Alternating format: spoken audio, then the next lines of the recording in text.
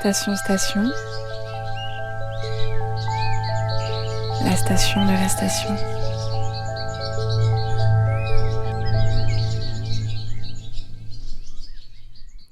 Dans cet épisode, on va aborder des sujets sensibles, trigger warning pour les VSS. Si vous êtes inconfortable avec le contenu de cet épisode, faites une pause et on se retrouve le mois prochain.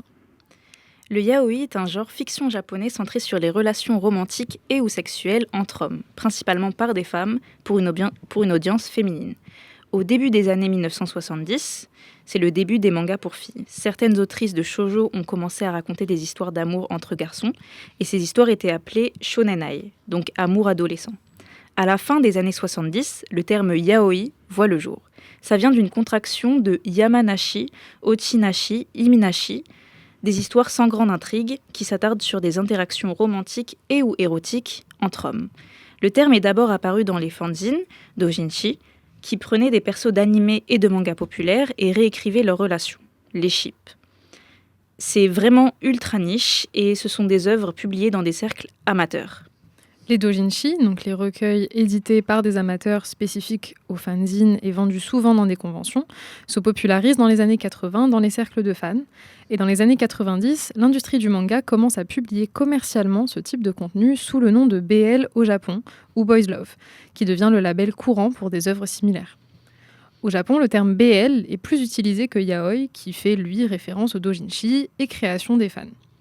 Le yaoi est un genre généralement sexualisé, synonyme de fandom et donc assez niche.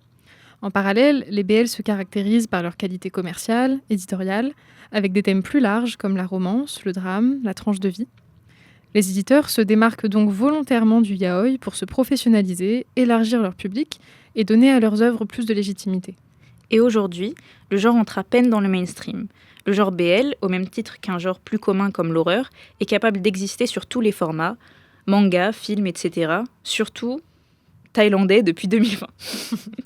Dans la communauté actuelle, on retrouve beaucoup de femmes, beaucoup de personnes queer, notamment les personnes transmasques, fans d'anime et manga et fans de drama asiatique.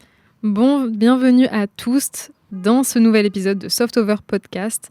On vous retrouve aujourd'hui avec les hosts cofondatrices, Atessa, moi-même. Et Mieni, encore.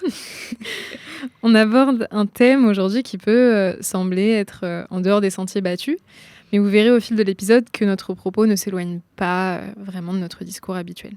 Et on est rejointe par Théodore Pralinus. Bonjour Théodore. Hello. Voilà, tu es docteur en littérature française, spécialiste en yaoi BL. Est-ce que tu peux te présenter, nous parler un petit peu de ton parcours et ce qui t'a amené à poursuivre ce sujet de recherche ? Oh là, c'est un peu long. Je vais me permettre, puisqu'on m'a incité à faire le professeur, mais juste le shoujo, ça émerge bien avant. En fait, c'est une catégorie éditoriale destinée aux filles, et ça émerge bien avant les années 70. C'est juste que dans les années 70, c'est considéré comme un âge d'or par la critique, parce que des mecs commencent à lire, basiquement. Avant, ils s'y intéressaient pas. Et le style shoujo a été, avec les grands yeux et tout qu'on connaît, c'était inspiré de gravures de mode et de peinture sentimentale. Donc c'est des hommes qui l'ont créé, ce qui est assez intéressant. Il y a eu cette espèce de segmentation genrée du marché où des hommes ont imposé ce style-là.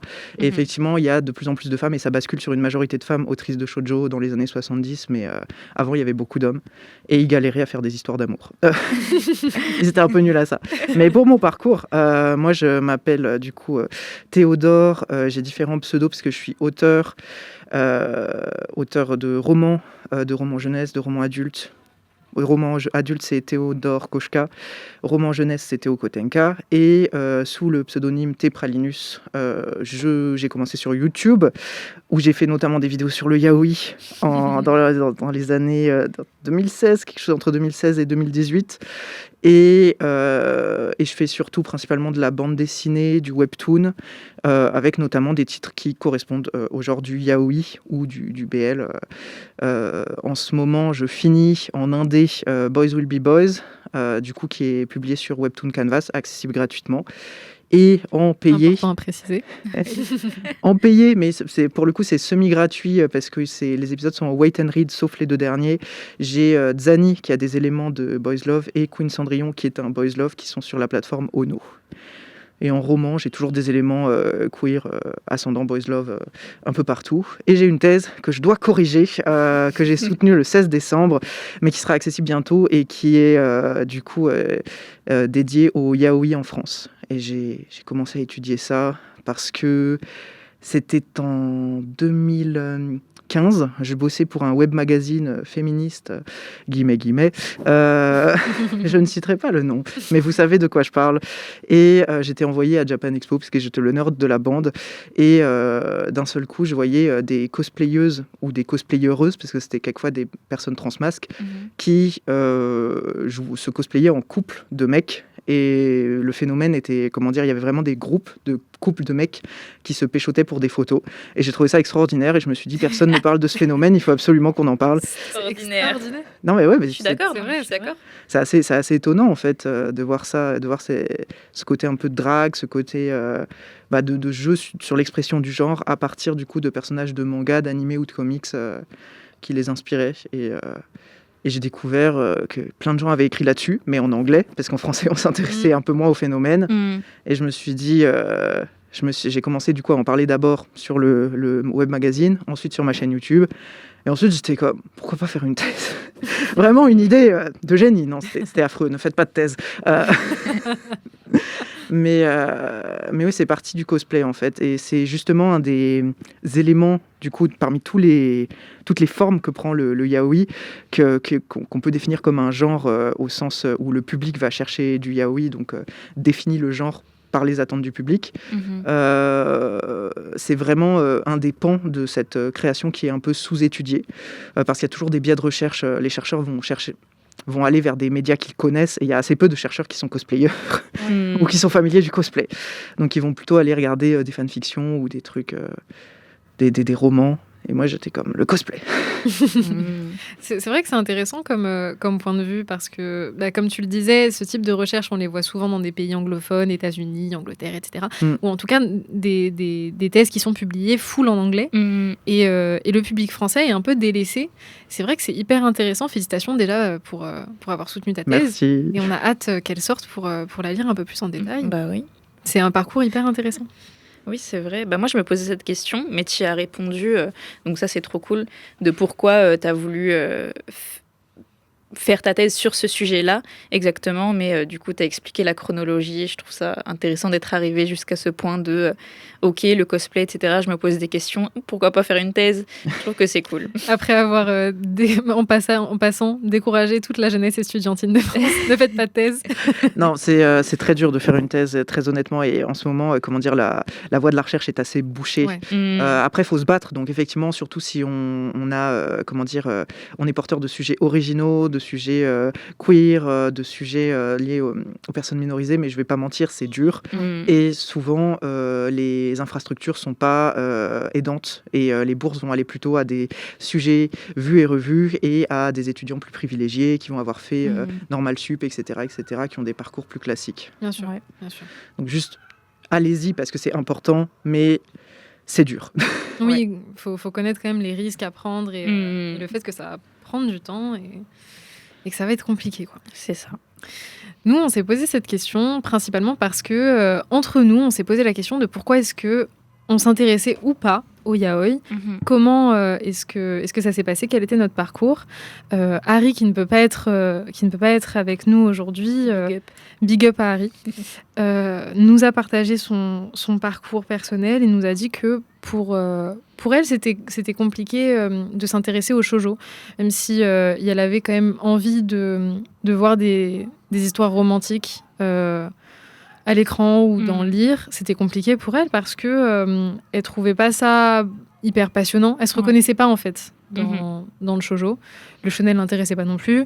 Et pour elle, c'était juste plus fun. Il y avait pas de fan service, il y avait pas de trucs hyper connotés, en tout cas dans ce qu'elle lisait à l'époque. Donc ouais, pour elle, c'était un peu la suite logique en fait. Ouais. Et pour toi, du coup? Pour moi... J'attends cette réponse, je suis curieuse. En fait, c'est un peu particulier. Je m'y suis intéressée, je pense, quand j'étais au collège, quand j'étais hyper jeune. Je devais avoir, 12 ans. Maman, arrête d'écouter, s'il te plaît. J'ai eu On a accès à respiré Internet. fort, là. J'étais hyper jeune et je suis tombée sur des trucs. C'était à l'époque où le contenu n'était pas encore totalement strike sur YouTube.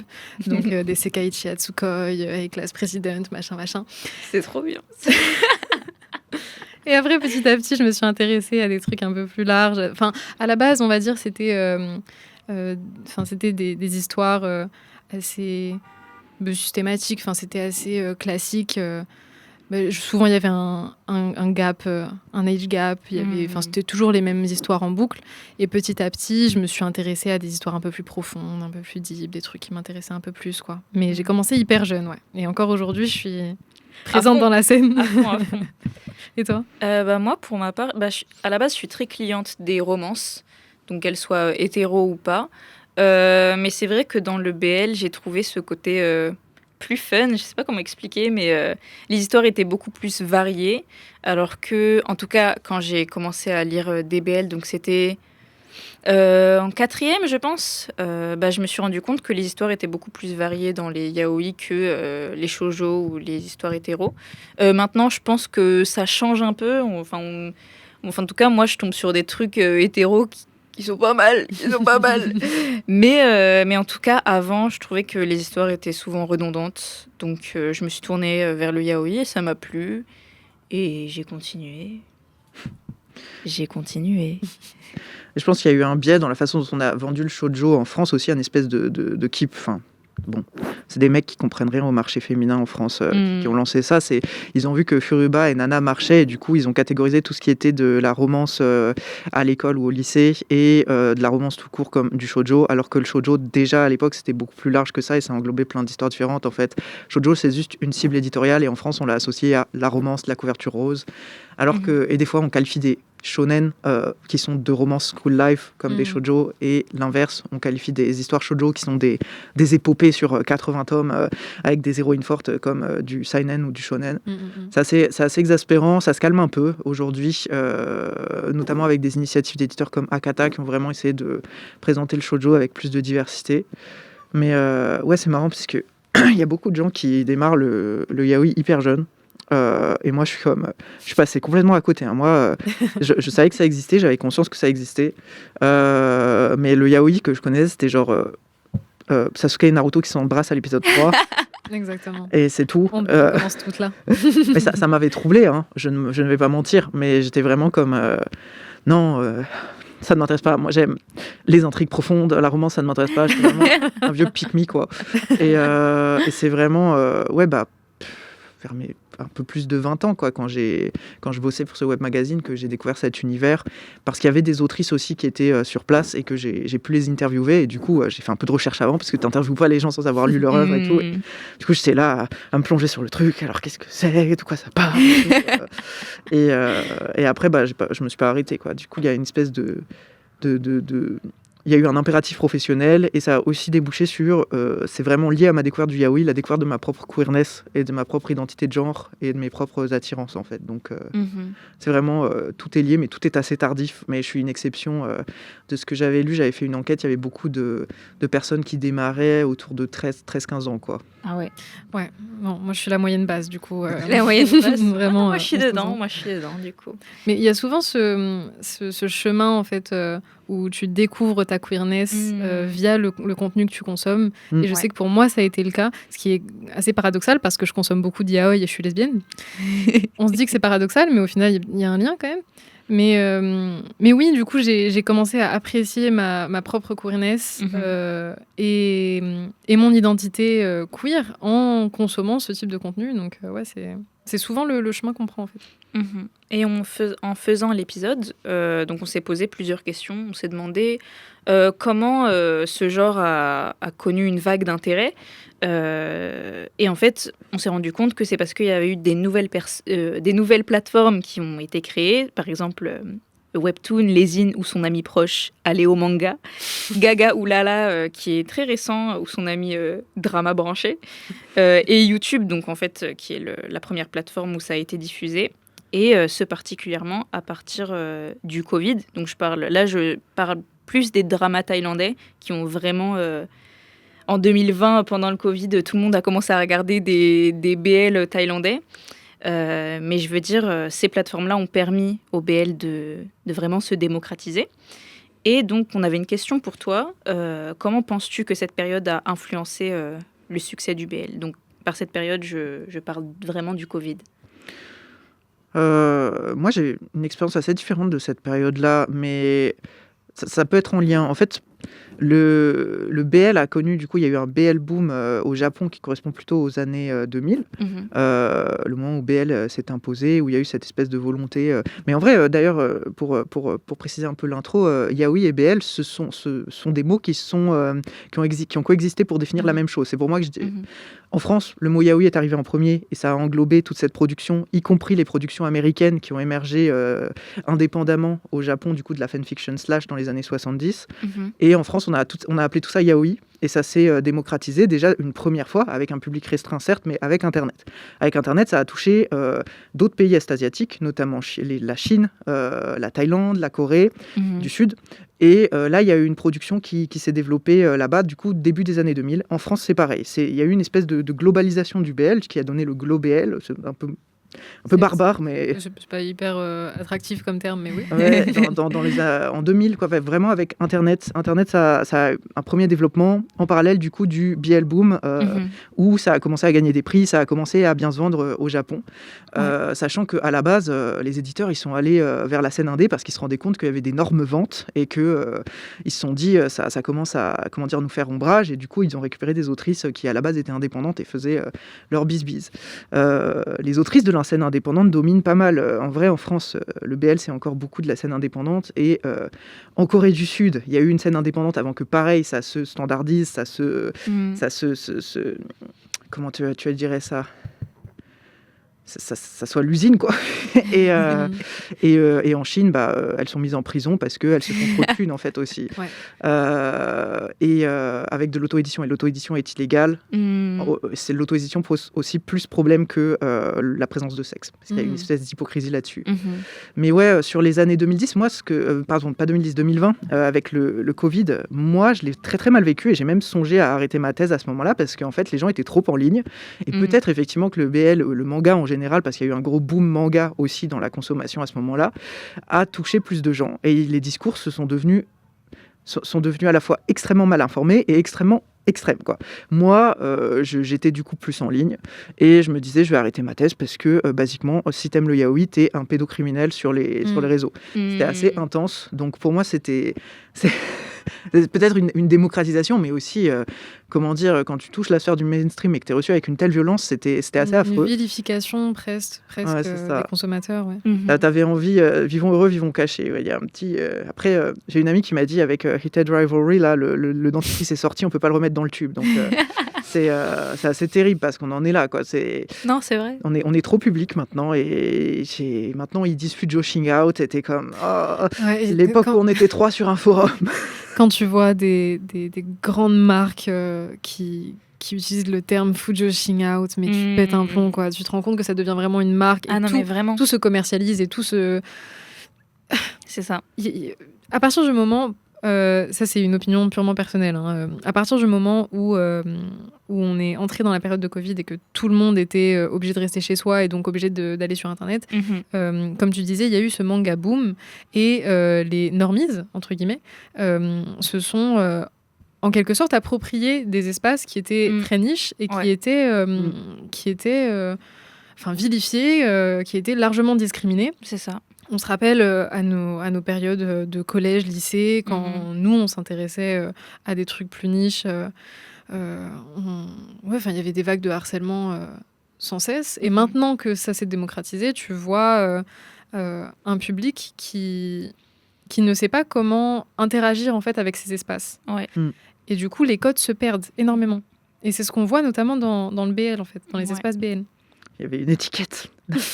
Après, je dirais que la vilification avait commencé un peu avant.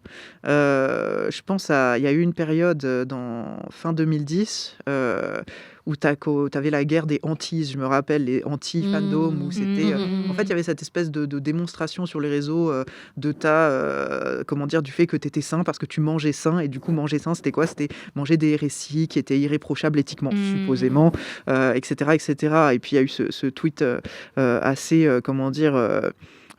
tristement célèbre de Alice Haussmann, qu'elle a supprimé depuis, où elle disait que, basiquement... Non, c'était pas un tweet, c'était sur Tumblr. Tumblr. Sur Tumblr, attendez. Et elle avait aussi mis ça dans sa FAQ sur Heartstopper, du coup ce webcomic qui pique tout au code du BL japonais sans jamais revendiquer ses influences, qui disait oui, c'est malsain, cette production japonaise, là, c'est vraiment mauvais. Moi, je fais autre chose, moi, je fais quelque chose de sain et tout, de healthy. C'est mon œuvre à moi. Ça, c'est les autres, quoi. C'est se démarquer, en fait, d'un espace que tu veux déjà pas accréditer et dont tu veux pas faire partie, en fait. Ouais. Ça. Et c'est un truc qu'on retrouve aussi chez des autrices françaises que je vais pas citer, que je trouve assez insupportable. Genre, il y a un espèce de refus de faire du BL. Cite, on va biper. Non. On va biper, on peut pas, on peut direct. Non, il y a un espèce de dégoût du BL parce qu'il y a un espèce...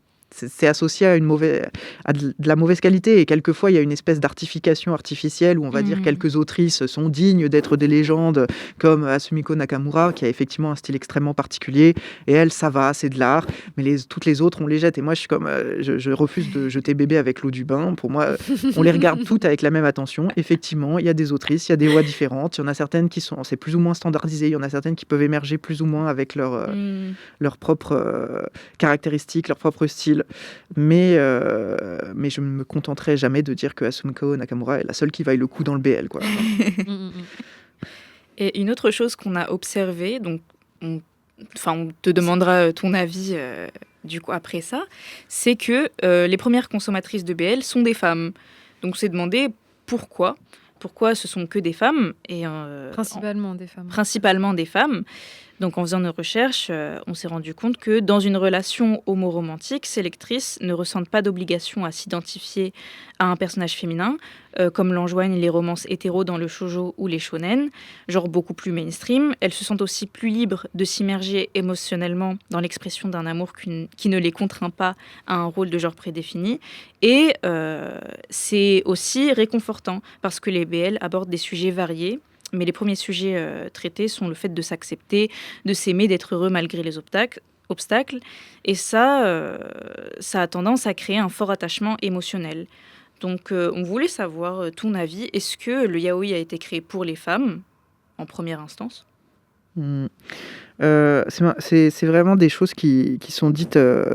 Moi, j'ai plutôt eu accès à la recherche anglophone, mais c'est dans la recherche japonaise et anglophone qu'il y a cette attirance pour une relation, égalitaire, idéalement égalitaire aussi, où il y en a... Du fait que ce soit deux hommes, même s'il y en aurait un qui aurait le rôle du pénétrant ou du pénétré, et que ça va rajouter un espèce de coding féminin ou masculin, et ça s'estompe aussi beaucoup. Il y a une potentialité de renversement du fait que les deux ont la possibilité de pénétrer l'autre ou d'être pénétrés par l'autre.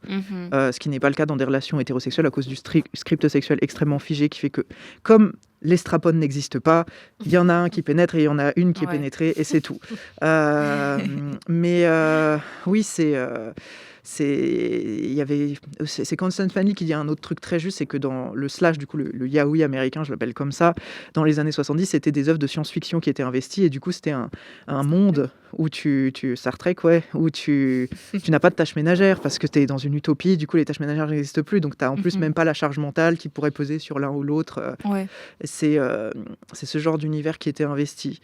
Et moi, ce que je voyais, ce que j'observais, c'était le corps féminin est réifié, donc c'est extrêmement dur, même quand il y a deux femmes, de ne pas se sentir réifié, de ne pas se sentir soumis à des standards aussi, parce que dans beaucoup de yuri, du coup les mangas qui mettent en scène de femmes dans des romances ou dans des liens ambigus, dans des romances lesbiennes, tu te retrouves avec des modèles extrêmement normés. Et quand tu vois un modèle normé en tant que femme, ça te ramène à ton propre corps, et il y a une espèce de pression qui disparaît avec le BL. Moi, je suis un peu partisan j'aimerais bien un peu plus des corps un peu plus divers, j'aimerais bien plus de gros gars, de petits gars, de gars un peu divers dans le BL, de mecs trans aussi, mais ça arrive avec des créateurs queer, mais c'est un peu compliqué. Puis de toute façon, la part de fantasme ne doit pas disparaître non plus, mais il y a aussi, le fait que ce soit un espace vraiment poreux, liminal, d'exploration queer. On l'a vu, il y a l'exploration de sa queerness à travers le BL qui peut être très attirante. Moi, je suis vraiment partisan du fait que lire. Moi, dans ma thèse, je dis pratiquer le yaoi. Et pratiquer le yaoi, ça commence par consommer du yaoi et juste en avoir les codes. Et donc, à partir du moment où tu pratiques le yaoi, tous les médias, tu peux les regarder avec un prisme yaoi. Genre, tu vois, je sais pas, deux joueurs de foot qui s'embrassent, t'es comme ah yaoi. Tu vois. Moi, la première fois que j'ai regardé Hannibal. Exactement. Yaoi. Ça, t'as le code et après tu peux lire, tu peux faire le décodage yaoi queerisant où tout peut devenir un yaoi parce qu'à partir du moment où deux mecs se regardent, ça peut être du yaoi. À partir du moment où tu vois le sel et le poivre, tu peux transformer ça en yaoi. Et cette pratique-là, ça amène à, comment dire, c'est un espace vraiment liminal où tout est poreux. Et c'est une pratique pour moi qui est queer, même si des personnes qui ne sont pas queer peuvent le faire. Parce que être queer, c'est très différent d'avoir une pratique queer en fait. Mais à partir de là, moi, ce que j'aimerais bien, c'est que le lectorat hétérosexuel féminin se pose un peu plus de questions, parce qu'il y en a qui disent non, mais je suis hétéro, si j'aime le BL, c'est parce qu'il y a des hommes, et j'aime fantasmer sur les hommes. Et t'es comme, oui, mais quand même, il y a... Comment dire, il y a tellement de possibilités de projection. Tu peux te projeter dans le pénétrant, tu peux te projeter dans le pénétré, tu peux te projeter dans une personne qui regarde. Et même ces rôles peuvent switcher au sein d'une même œuvre. Tu peux vraiment te balader et avoir plein de possibilités qui reconfigurent un peu les scripts sexuels. Il y en a qui peuvent être très problématiques dans le boys love, des scripts sexuels. C'est de l'ordre des fantasmes. On ne contrôle pas forcément ça et on vit dans une société donc, qui impacte les fantasmes. Mais il y a quelque chose de subversif juste à...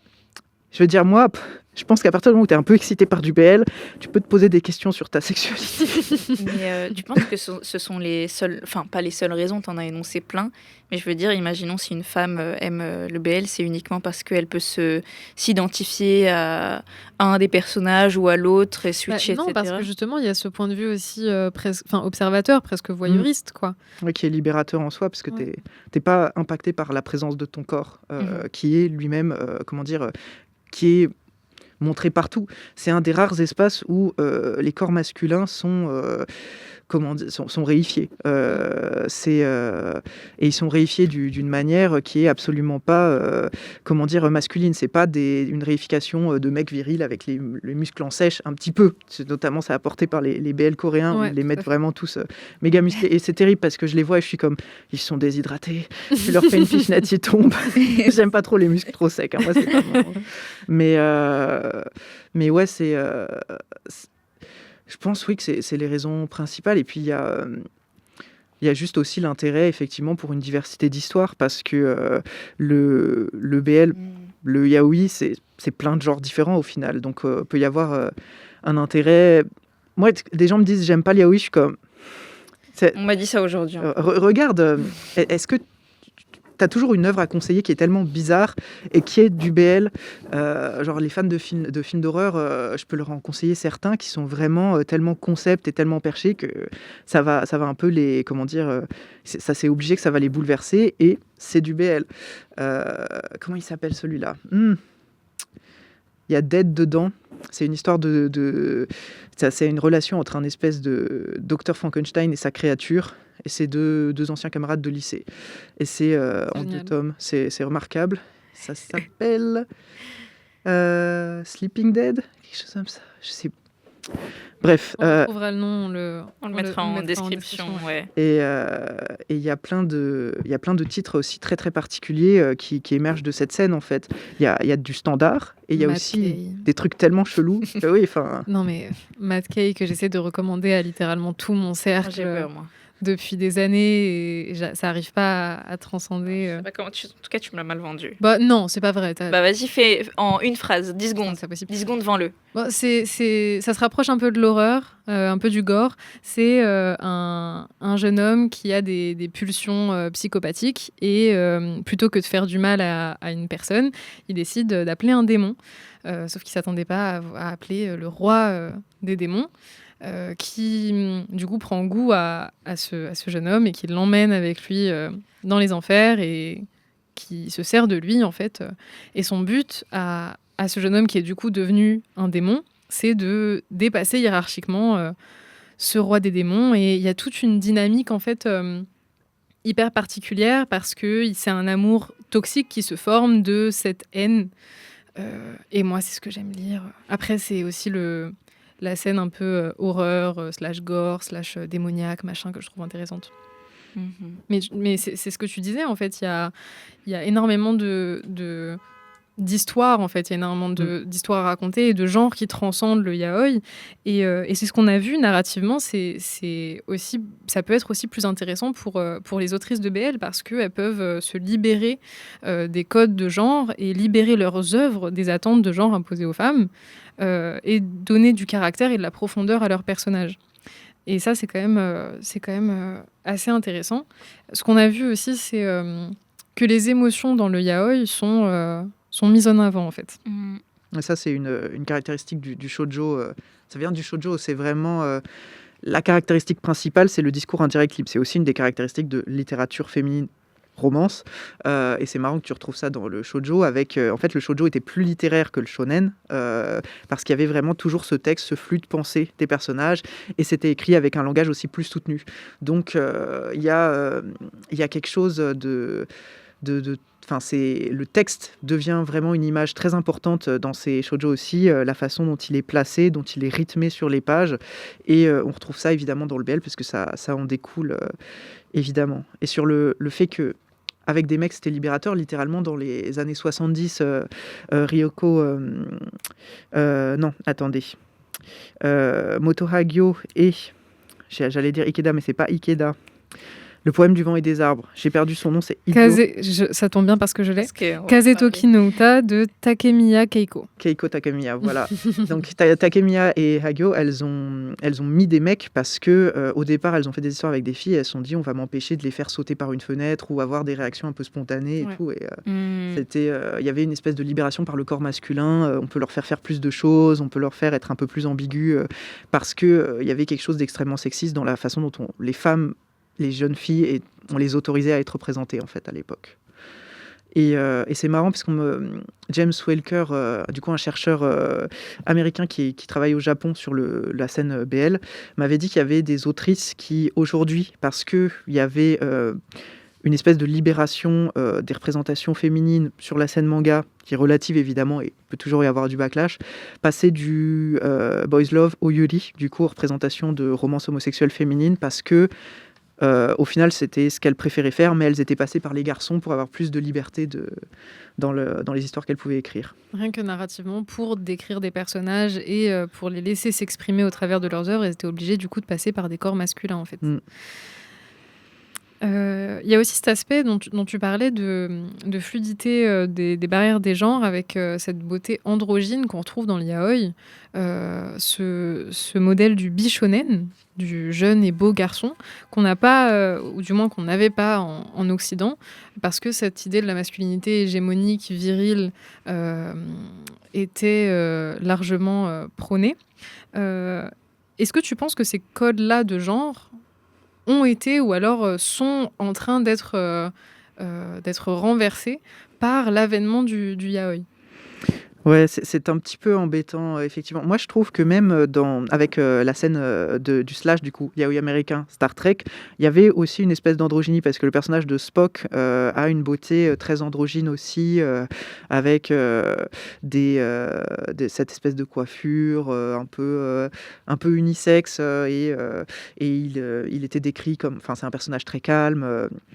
Et il y a eu des personnages dans les fanfictions et les BL même occidentaux qui ont été décrits avec cette beauté androgyne. C'est quelque chose d'assez attirant, et je pense notamment qui attire pas mal les personnes transmasses, parce que ce modèle, ça semble moins inatteignable au début que les gros mecs barbus. Même s'il y a aussi beaucoup de personnes transmasses qui vont investir des histoires avec des gros mecs barbus vieux, notamment c'est le fandom de la série britannique avec des vieux gars un peu moches. C'est bourré de personnes transmasques. Ils investissent les vieux gars moches parce que on a envie aussi de valoriser les beautés masculines différentes, quoi. Je dis moche, mais c'est moche parce que c'est pas normé, quoi, parce que souvent les acteurs britanniques aussi ont une beauté un peu moins normée. Selon les codes, les stéréotypes de beauté, ils sont conventionnellement moins attractifs. Et oui, c'est vrai que, moi je trouve qu'il y a deux trucs. Il y a le BL coréen qui a réinjecté ces espèces de mecs surtestostéronés là. Je suis désolé, mais ils sont tous chargés quoi. Ils ont eu des petites injects et puis ils sont en sèche. À chaque fois ils sont en sèche. Ouais, non, c'est vrai. Shade à tous les BL coréens, by the way. Non, c'est vrai. Pas Soit tous, ça, mais ou soit beaucoup. un mec tout fin et frêle Ouais, avec il y a- un Même regard. il y a Même encore, Fred, il a une sèche quoi. Ouais, Ouais, ils non, ont ça, quand même c'est vrai, ça, ces c'est abdos.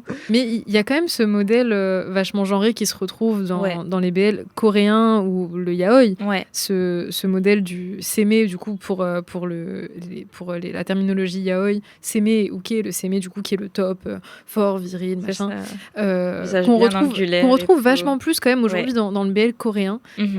Ce modèle qui avait été un peu transcendé pendant un moment, pendant quelques années dans le yaoi, j'ai l'impression, en tant que consommatrice uniquement, que je retrouve vachement plus dans le BL coréen avec le bottom qui est Ouais. hyper féminisé quoi. Mhm. Ouais, il est petit frêle et tout. Mais alors que justement, ouais, c'est vrai qu'au Japon, maintenant, tu as un peu de tout. Et puis c'est marrant parce qu'ils font des typologies de tout. C'est quelque chose qui est propre à la culture otaku et du coup à la culture aussi des fujoshi, des fans de yaoi, où il y a vraiment un vocabulaire. Tu vas dire, c'est le uke qui est un vieux salariman barbu. T'as Oui, le bien uke sûr. qui est pathétique, t'as le uke qui est comme ça, t'as le uke vieil homme et t'as le seme qui est un petit mec frêle, le seme twink et tout. Du coup, il y a des surtypologies partout et t'avais du coup une espèce de grande diversité de vraie diversité qui avait émergé à ce niveau-là, diversité normée quand même parce qu'ils restent tous très beaux, minces, etc., mais qui était intéressante. Et puis le old man yaoi qui se développait aussi avec la passion des vieux monsieur qui avait démarré pour le coup dans le fanzina, parce qu'il y avait vraiment une scène fanzina c'est marrant parce que c'est évoqué dès la fin des années 90 dans Genshiken, où il y a des fans des fujoshi qui étaient fans de vieux gars. et du coup, on a l'équivalent occidental aussi. Donc, toujours, ça transcende. Mais ouais, sinon, effectivement, oui, dans les séries occidentales, mais en vrai, c'est quelque chose qu'on retrouve dans les représentations gays aussi. On refuse de mettre des twinks, on refuse les folles, en fait. Ouais. C'est, cette folophobie qui est retranscrite même dans tous les médias en fait. Ouais, et il y a quelques films gays qui abordent ça de façon intéressante. Je pense à 120 battements par minute Oui, où bien sûr. t'as cette question de rejet de folophobie dans la scène queer, dans la scène des homosexuels, les milieux homosexuels masculins du coup, où on rejette ça parce que c'est pas une... Enfin, en fait, on veut une espèce de queer acceptable qui serait du coup viril, qui serait plus lisse. Et je trouve que, hélas, quand on regarde les films et les médias un peu plus mainstream, guillemets, BL occidentaux, enfin, le truc avec le fils du président des États-Unis.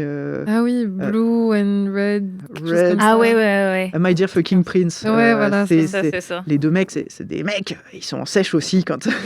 Même aujourd'hui avec Heated Rivalry, on voit, on va pas s'attarder sur Heated Rivalry parce que c'est un sujet quand même assez particulier, mais on voit la façon dont ça a été reçu par le grand public. Les hommes qui sont représentés dans cette série, pareil, c'est des hommes hyper buffs qui sont, c'est des athlètes de haut niveau. Et il y a cette Et ce qui est embêtant, c'est que même le barista, ça n'a aucun sens. Le mec, il est barista, il est serveur la nuit, il est en sèche. Genre, t'es comme, non, il devrait avoir un petit ventre. Enfin, je veux dire, même s'il est hyper musclé parce qu'il fait du service, t'as un ventre, tu t'entretiens pas, tu vas pas à la salle quand t'as 5 jobs que tu t'enchaînes. Enfin, juste, c'est là que normal. tu te rends compte que le public visé est quand même assez... c'est pour viser un certain type de public. Je sais pas, ça m'embête un petit peu. À côté, tu as des espèces de physiques un peu plus androgynes dans Heartstopper ou Young Royals, mais c'est parce que c'est des adolescents. Et ça m'embête un peu. Et du coup, il y a Young Royals, moi, parce que aussi pays nordique, un peu moins tumblerifié, un peu moins les adolescents ne couchent pas, c'est pas bien, le sexe, un peu moins Alice Osmanisé. Scam, c'est ça? Ouais. Scam, ouais. Mais Scam aussi. il faisait des bails, en tout cas. Et à côté, tu as Heartstopper, où par contre, tu as un adolescent qui est un peu... À côté, elle est comme, ah là là, le yaoi japonais, c'est tellement malsain. Et elle, qu'est-ce qu'elle a fait comme ship? Elle a fait un mec énorme qui est en sèche aussi, soit dit en passant, alors que c'est un adolescent, ça n'a aucun sens qu'il soit en sèche là-dedans. et un twink. Qui est rempli de TCA, by the way, c'est une des plotlines. Bon. C'est pas inintéressant d'aborder les TCA, mais C'est pas inintéressant. c'était Ça un... dépend comment En fait, c'est fait, quoi. c'est au service d'un scénario où c'est pour en faire une demoiselle en détresse. Et C'est c'est ça. comme... et il y a beaucoup de BL occidentaux qui vont utiliser, par exemple, le harcèlement homophobe comme moyen de faire une demoiselle en Ouais, détresse. ça c'est vrai. Et je veux dire, c'est pas grave si c'est ton kink, voilà, mais après, il y a des Le gens qui ont... harcèlement, c'est ton king. Non, mais il y a des gens qui ont un kink sur le fait d'être sauvé, le fait de... Ouais. Donc, je veux dire, ça émerge de ça, mais il y a aussi une espèce d'hypocrisie qui va être placée par-dessus en mode on aborde des sujets graves. T'es comme non, c'est parce que tu voulais qu'il soit en situation de détresse et que l'autre le sauve. C'est pas grave, ça arrive à tout le monde. Mais du coup, en faisant les recherches, je suis tombée sur une étude donc, qui reprend un petit peu tout ce qu'on vient de dire là. C'est une étude d'un mec qui s'appelle Dimitri Vontrosov. J'espère que je l'ai bien prononcé. Ouais, en russe, tu peux nous dire du coup? Ça s'écrit comment? Comme ça. En fait, ce serait plutôt Vorontsov. Vorontsov. Parce que Ok. tu ne peux accentuer... en fait, il n'y a qu'un O dans le mot qui va être prononcé O et les autres seront prononcés A. génial. Waouh. Du coup, c'est Vorontsov, mais ce serait plutôt, à mon avis, Varon.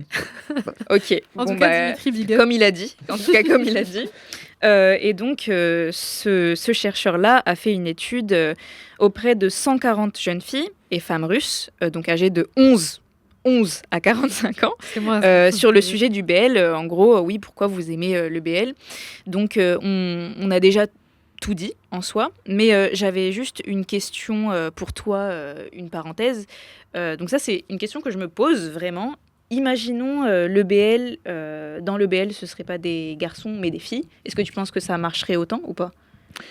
Parce que là, en gros, donc on dit que oui... on peut s'identifier au corps avec les histoires, etc. Est-ce que tu penses que... Il y a la scène Yuri qui se développe, mais ça, en fait, la différence pour le Yuri, dans le manga, le Yuri, à la base, ça a aussi émergé du shoujo.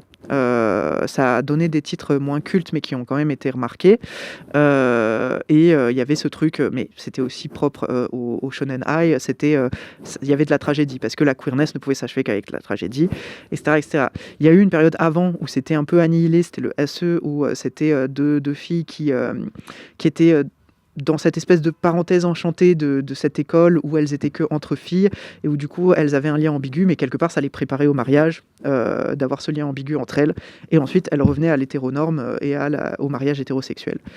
Donc il y a eu cette étape-là, puis la tragédie, puis il y a eu la possibilité d'un Yuri qui finit bien, d'un Yuri un peu des amitiés ambiguës entre filles. Il y a eu Sailor Moon qui a beaucoup popularisé ça, etc., etc. Mais la scène a cherché... il y a eu des porosités avec des scènes de pornographie masculine où lesbienne c'était un tag porno en fait, et du coup c'est une scène qui est très poreuse où tu as à la fois les éditeurs ont vraiment tenté délibérément, en faisant une espèce de miroir inversé du BL, d'attirer un public masculin qui était déjà qui pouvait aussi s'investir sur des figures féminines moe, kawaii, des jeunes filles en fleurs, etc., etc. Et ce qui est intéressant, c'est que ce public du coup masculin, les autrices sont toujours majoritaires sur le Yuri, mais le public est mixte. Il y a des filles et il y a des garçons, alors qu'il est majoritairement féminin, même s'il y a aussi des personnes, des mecs queer et même des mecs pas queer dans le public du BL. Et en fait, du coup, ce Yuri-là, moi, ce que je trouve intéressant, c'est que c'est pour ça que moi, au départ, ça me mettait mal à l'aise. Le fait qu'il y ait un public masculin qui regarde des corps féminins et tout. Mais au final, il y a aussi beaucoup de femmes trans. Le public de Yuri, c'est beaucoup de femmes trans. Et comment dire, il y a des filles qui sont fans de Yuri, des femmes trans qui sont fans de Yuri, et des mecs qui sont fans de Yuri, mais des mecs... Mais c'est un peu comme...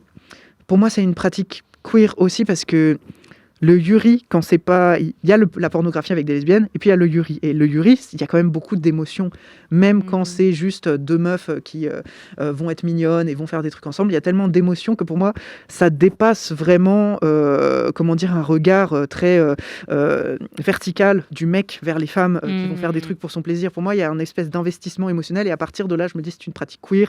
Et pareil que pour les femmes hétérosexuelles fujoshing out, les mecs, posez-vous des questions, et il y en a beaucoup effectivement qui disent ah, j'aimerais bien être une jeune fille, ça a l'air sympa. Oh. Non, ça a été observé. Donc ça, je trouve ça intéressant.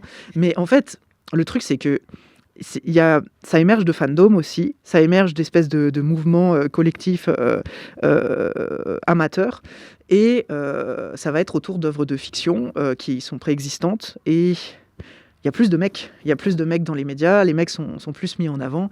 Donc ouais, c'est assez... c'est pas possible pour moi que ça atteigne le même succès, tout simplement, parce que les mecs sont plus présents partout. Ouais, c'est vrai. Puis il y a aussi cette question de est-ce que j'ai envie de voir mon corps ? Et je pense qu'il y a beaucoup de filles, du coup, parce qu'on se met au BL jeune, apparemment. Moi, je m'y suis mis vieux, mais très jeune. apparemment très jeune. T'es pas à l'aise de voir un corps de fille aussi. T'es pas, ça peut te gêner. Donc le corps de mec, ça peut vraiment te mettre à distance et te permettre d'entrer dans cette question du sexuel de façon plus sécurisante, je pense. Vraiment qu'il y a de ça. Mais ouais, c'est... comment dire ? C'est une scène qui est intéressante et qui est en train d'évoluer, mais il y a eu aussi beaucoup de quiproquos dans la façon dont ça a été vendu, où on a mis du porno pour gars au même niveau que des histoires mimi de petites meufs qui mangent des glaces, et au même niveau que des histoires un peu plus complexes de femmes qui sont en crise existentielle et qui vont tomber amoureuses mais se poser plein de questions, etc. Tous les trois, on les met dans la catégorie Yuri, et les gens sont un peu du père. Alors que le yaoi, comme...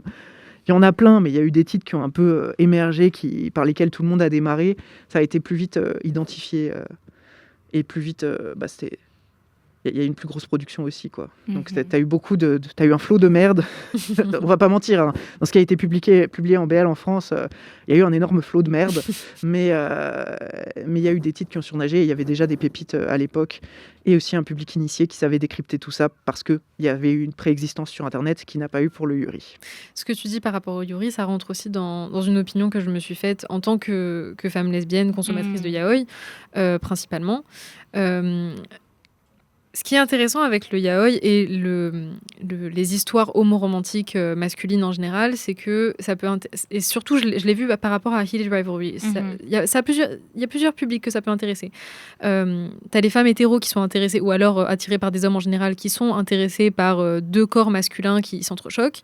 Les femmes queer non attirées par des hommes que ça peut intéresser parce qu'elles ont cette position d'observatrice, et ça reste une histoire queer. Et ce que j'ai trouvé intéressant, les hommes hétéros avec Heated Rivalry principalement, qui aussi peuvent se reconnaître dans des dynamiques romantiques, et qui peuvent aussi idéaliser un corps masculin à l'écran. Avec le Yuri, c'est plus compliqué parce que les hommes hétéros ne s'intéressent pas particulièrement aux émotions des femmes, d'autant plus s'il y en a deux et il n'y a pas d'hommes pour les secourir ou pour intervenir en rôle masculin. C'est marrant parce qu'il y avait cette espèce de logique, ils ont ciblé des mecs hétéros en se disant ils ont pas, quelque part ils peuvent se projeter avec ces deux filles parce qu'ils n'ont pas de rival masculin qui est mieux qu'eux. Donc, alors qu'au final en tout cas, c'est pas ce que je vois, et c'est ce que je vois aussi par rapport au type de média qui est produit aujourd'hui, des médias lesbiens, donc de récits entre deux femmes ou personnes affab. Tu vois que après une saison, ça floppe parce que ça intéresse un public beaucoup moins large en fait. Au final, tu te rends compte que c'est les lesbiennes qui s'intéressent, et c'est pour ça que le Yuri, pour moi, peut pas atteindre le niveau de fame et l'ampleur qu'a connu le yaoi. Ça reste hyper compliqué en fait.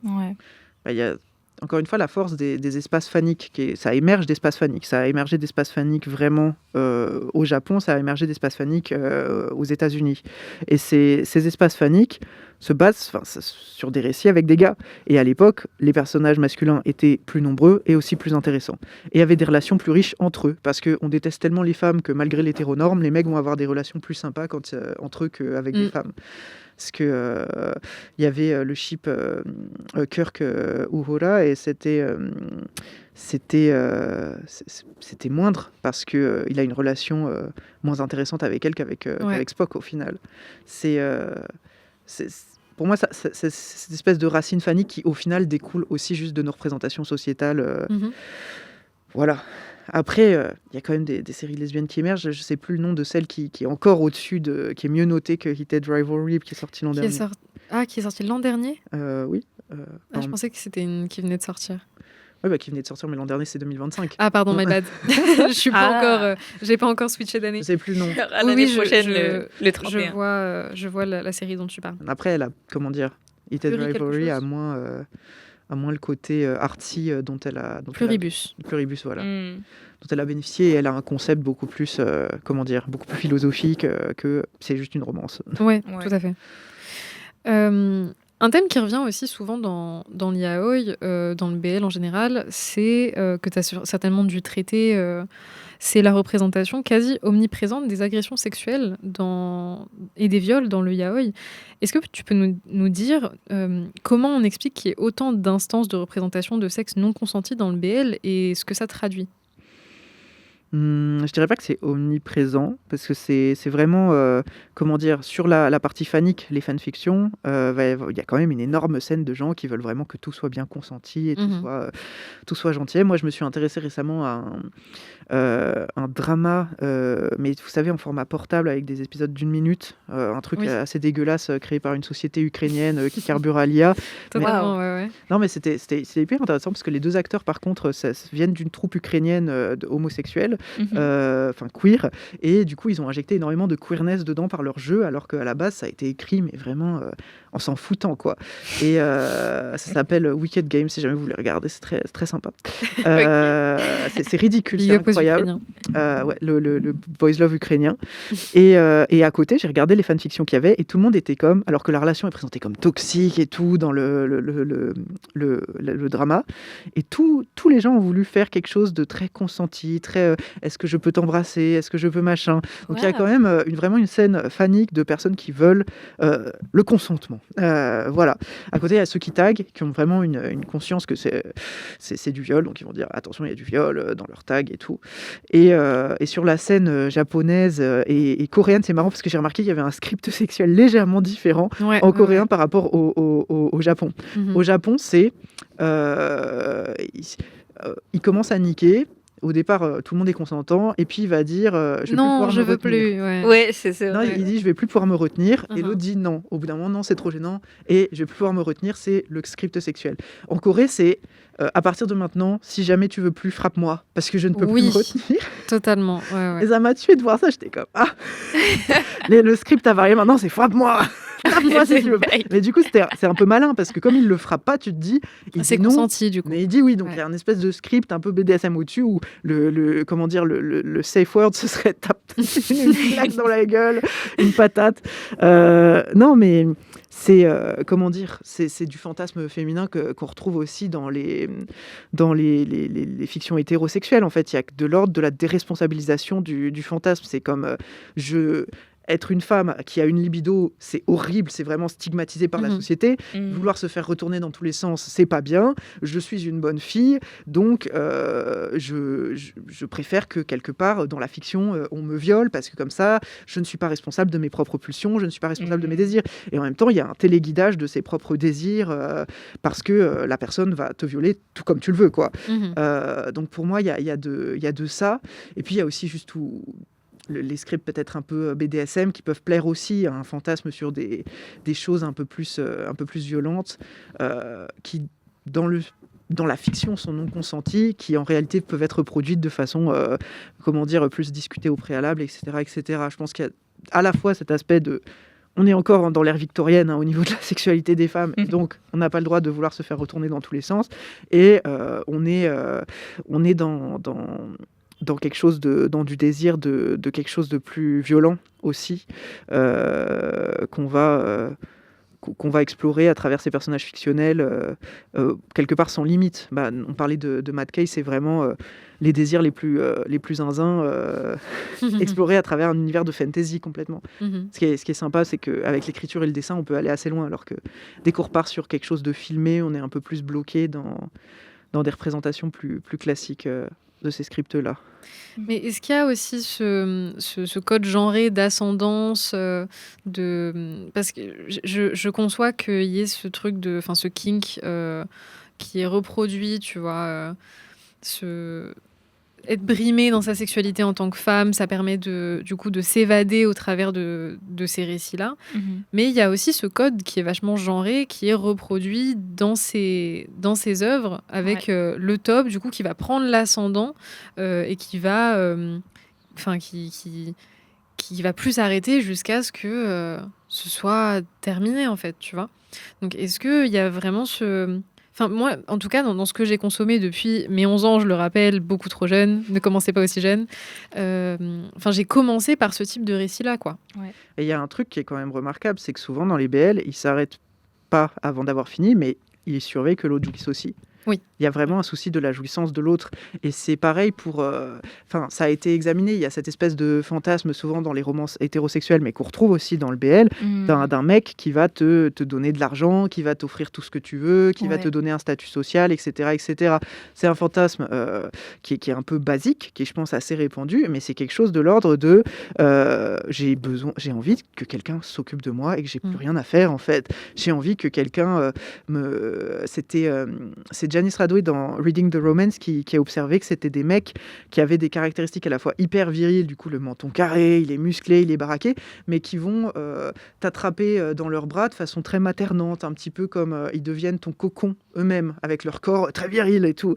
Il y a ce fantasme-là, cette espèce de double fantasme à la fois c'est effectivement de la supériorité économique, ça ressemble, c'est vraiment le modèle hétérosexuel basique, mais en même temps c'est un mec qui va se soucier de ton plaisir tout le temps, même quand il te viole, et qui va t'envelopper, anticiper tous tes désirs. En fait, c'est un petit peu, tu as une télécommande, t'es même pas obligé de dire ce que tu désires, le mec le sait déjà et te le donne. Et je pense qu'il y a un fantasme de cet ordre-là. J'avoue, moi, c'est pas ce qui m'intéresse parce que j'aime bien les vrais personnages. Mais c'est-à-dire les vrais personnages. J'ai besoin de voir deux individus quand je lis ce genre d'histoire. Pas de stéréotypes. Ouais. Ok. Les stéréotypes, c'est intéressant, mais j'aime bien que ce soit dépassé ou que ce soit vraiment exploré à fond. Okay. C'est souvent ça qui va m'intéresser ou qui va faire la différence entre un BL sympa, où je suis comme, ah, c'est pas mal fait, c'est sympa, et un BL où je suis vraiment comme, ah, il y a quelque chose qui m'a retenu dedans. Parce que j'en lis pas mal, du coup, je fais des petites reviews régulièrement sur mon Instagram et tout. Et ouais, enfin, moi, c'est quand même un fantasme que je comprends, parce que, genre, quelquefois, la vie est dure et tu te dis, ah, si quelqu'un pouvait tout faire à ma place. By the way, les filles et les femmes qui nous écoutent, la réponse n'est pas la trad life, la réponse c'est la fin du capitalisme. Exactement, moi je suis très d'accord avec ça. Non, c'est ça, mais ce qui m'attire plus, c'est vraiment les récits où... Et même dans toutes les romances, en fait, ce qui m'attire plus, c'est d'autres modèles de romances où ça va être deux personnages qui se sauvent l'un l'autre. Et on le trouve un peu plus dans les BL, je trouve, que dans les romances hétéros, justement. Mais c'est vrai qu'il y a beaucoup de romances hétéros où tu as le top qui sauve le quai. Mais après, c'est plus, je vais dire, dans le premier chapitre. Si on observe ça, même dans les vieux, il y a le premier chapitre où le Uke se fait... le Uke n'a pas de fric et le Sémé le sauve et le Sémé le viole, mais le Uke jouit et est très content. Donc il a tout ce qu'il veut, quelque part, même s'il est comme « Ah, j'ai un peu mal aux fesses ». Ça, je vous décris vraiment un boys love japonais old school, bien crispy, quoi. Et après... Dans le chapitre suivant, en général, tu as accès aux pensées du Sémé, qui te décrit à quel point le Uke est toute sa vie, et le Uke résout tous ses problèmes aussi, mais d'une autre façon. Donc, pour moi, il y a une espèce de sauvetage mutuel, et qui est un peu différent de la romance, puisque dans la romance, c'est assez rare qu'on accède aux pensées du mec. C'est quand même une zone exploratoire. Dans Twilight, notamment, il y a eu Twilight écrit du point de vue d'Edward, mais c'est toujours dans un second temps, effectivement. Il y a le premier fantasme, on me sauve, on m'offre tout ce que je veux, et le deuxième fantasme de, en fait, je suis Désolée pour les klaxons.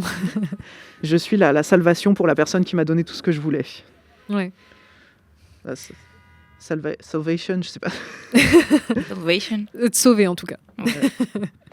Merci beaucoup en tout cas. Voilà, on arrive à la fin de l'épisode. C'est passé super vite. Ouais, franchement. Et tu as bien répondu à nos questions, à toutes nos interrogations, et ça c'était cool. Et on va finir cet épisode, il nous reste 2 minutes, avec le top 3. Le top 3 BL. On t'a demandé de préparer... sachant qu'on imagine que tu as une collection gigantesque. Ah vraiment, j'imagine la Bibliothèque nationale. C'est vraiment une question compliquée. Je comprends. Mais si tu peux nous donner ton top 3, Des recommandations pour nos ouais. auditeurs. Alors, j'ai essayé de faire un peu transnational, mais il y a des BL français très bien. Allez lire les miens d'ailleurs. Mais en japonais, récemment, j'ai été subjuguée par Vice, qui est sorti aux éditions Anna de Limo. C'est une série en 4 tomes sur 2 mecs complètement... comment dire, complètement zinzin. C'est du BDSM, c'est des fétiches extrêmement violents. Ça commence par quelque chose de non consenti, mais c'est comment dire tellement approfondi, tellement creusé. Et les 2 personnages se sauvent l'un l'autre et sont magnifiques et sont très caractérisés. J'ai adoré cette histoire et à la fin c'est tellement feel good, genre on les aime tellement tous les 2, ils ont tellement été creusés. Je le recommande absolument. Il faut avoir le cœur bien accroché, pas être dérangé par le non consentement, même si il est creusé, il est expliqué et il y a quelque chose d'égalitaire qui se dégage très très vite entre les 2. Notamment, je trouve que c'est un des rares qui représente une relation BDSM où on montre vraiment le pouvoir du soumis par rapport au dominant. Donc ça, c'est pour le BL japonais. Je voulais recommander un Safe for Work. Du coup, j'en ai 2 Safe for Work. Donc là, c'est plus accessible. Vous pouvez y aller relativement les yeux fermés. Here You Are, c'est à la base un webtoon chinois. Du coup, Quelle aubaine, c'est vraiment un de mes préférés. il T'aurais est pas pu très, recommander très, mieux. très bien.